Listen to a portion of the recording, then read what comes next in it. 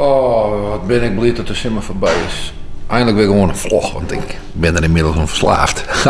Hoe groter de geest, hoe groter het beest, zeiden ze dan in het Hollands.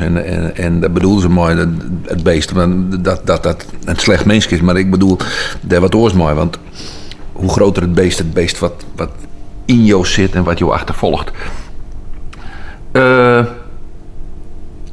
Dit is Johnny Jones, pianist. En hij wie begeleider. Hij wie net solomuzikant, maar hij begeleidde tal van bluesartiesten. Hij is vaak op plaats zet als begeleider. Maar ooit een keer, net zo heel kwart fascineerd, treedde hij op in een kroegje, een kelderke. En er wie blijkbaar in die ging een recorder bij hem.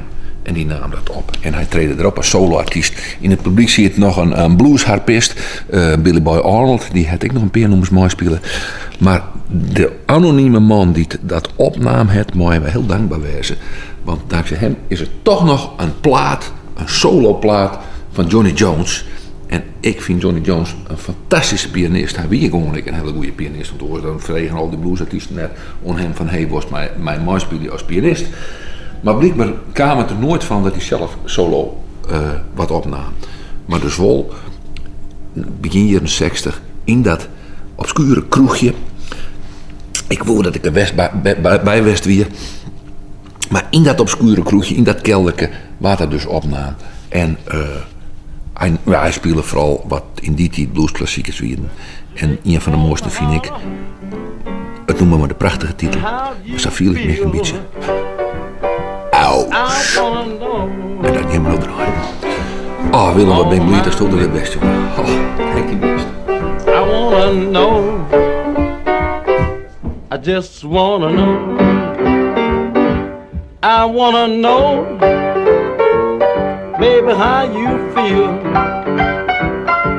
I wanna tell you, it's all of my needs. I love you so much. I love you so much. Ouch. Ouch. Ouch. Ouch. Ouch.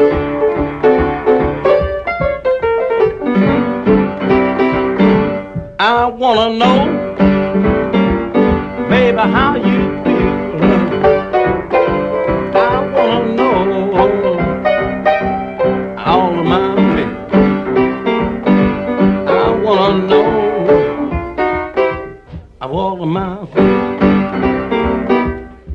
please me, baby, please me so. I wanna tell you all of my soul. I wanna tell you cause all of my soul. Cause I wanna know how you feel.